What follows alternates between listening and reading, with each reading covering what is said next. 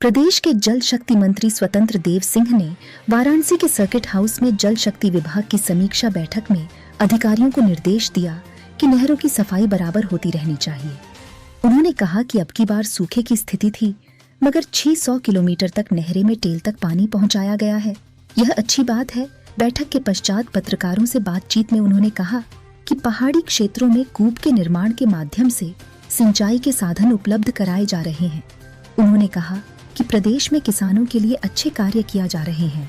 एक प्रश्न के उत्तर में उन्होंने कहा कि इसराइल और हमास की लड़ाई में भारतीयों को सुरक्षित निकालने का ऑपरेशन प्रधानमंत्री नरेंद्र मोदी की अगुवाई में चल रहा है। इसके अलावा यह भारत की शक्ति और संप्रभुता ही है कि आज विश्व में उसकी बात को सुना जाता है, चाहे वह रूस यूक्रेन युद्ध में हो या इसराइल हमास की लड़ाई में हो। उन्होंने कहा कि इसके पहले कांग्रेस की सरकार में आतंकवादियों को छोड़ने का कार्य किया जाता था, लेकिन अब परिस्थितियां बदल गई है। अब आतंकवादियों को उनके सही ठिकानों पर पहुंचा जाने लगा है। समीक्षा बैठक में जिला पंचायत अध्यक्ष पूनम मौर्य सहित विभागीय अधिकारी और स्थानीय जनप्रतिनिधि उपस्थित रहे।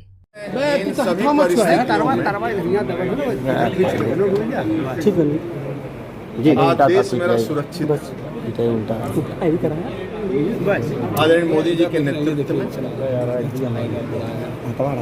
विश्व में आप जीडीपी देखोगे तो आज भी हमारा जीडीपी बढ़ रहा है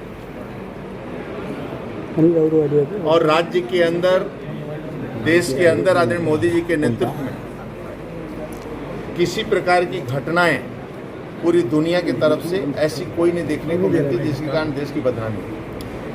और यहाँ तक है कि पूरा विश्व भी स्वीकार करता है आदरणीय मोदी जी का नेतृत्व। आप देखे होंगे सीरिया में अपहरण हुआ है ऐसे संगठन में, तो सुरक्षित बच्चों को, डॉक्टर, महिलाओं, नर्सों को सुरक्षित हिंदुस्तान हम निकाल कर आए ऐसे संगठन। आपने रूस यूक्रेन के युद्ध में दिया तो हिंदुस्तान के सुरक्षित बच्चे, किसी पर हानि नहीं हुआ, न खर्च लगा।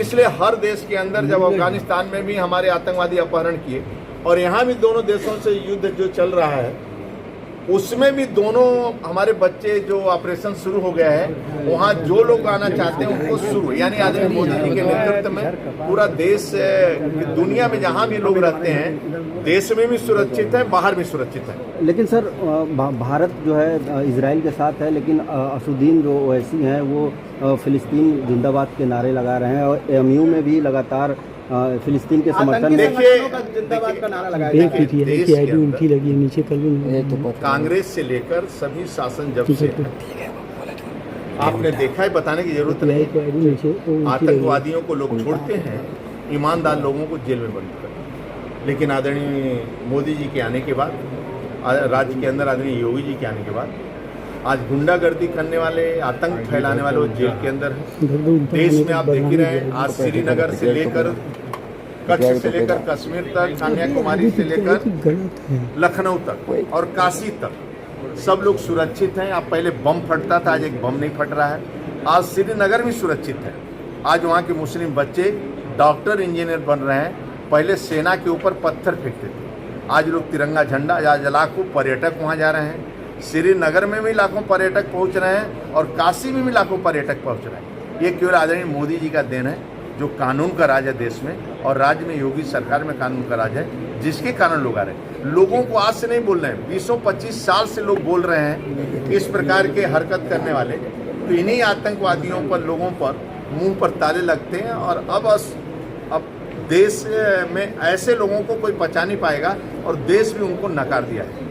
अखिलेश यादव कल बिल्डिंग में गए थे, जो दीवार फांद कर गए थे वहाँ पर, जहाँ पर वो वीडियो द्वारा सील किया गया था, इसको लेकर कुल मिलाकर आज नहर हमारे विभाग की बैठक यहाँ किया था। हमारे सामने रबी के फसल के लक्ष्य है कि टेल की सफाई होना, नहरों की सफाई, और नहरों की सफाई के माध्यम से सुरक्षित पानी हम दे सकें लोगों को।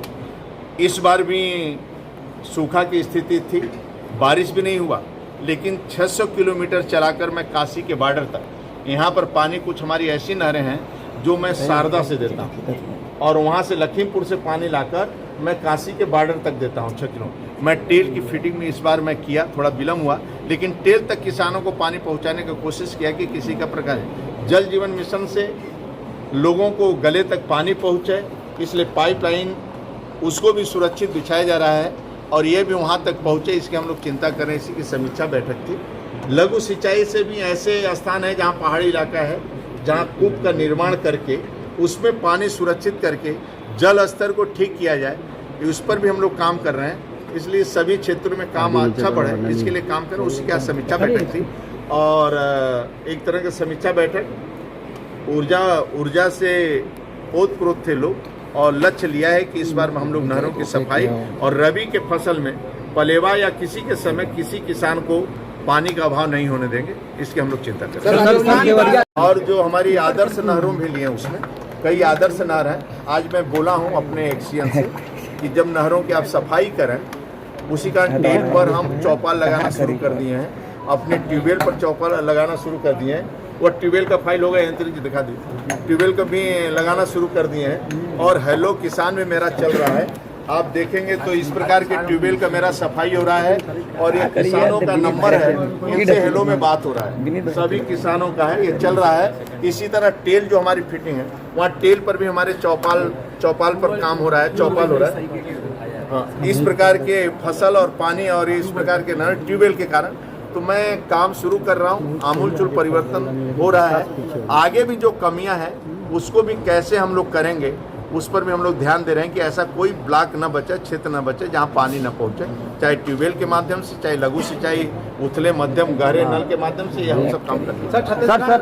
के अंदर कानून जो भी घटना दोषी होता है, आदरणीय योगी जी के नेतृत्व में उसको किसी को छोड़ा नहीं जाता। जो कानून अपना काम करता है, कोई भी व्यक्ति दोषी को, ये पहली सरकार है उत्तर प्रदेश में, कोई मंत्रिमंडल किसी का मदद नहीं करता है, जो दोषी उसको सजा मिलेगी।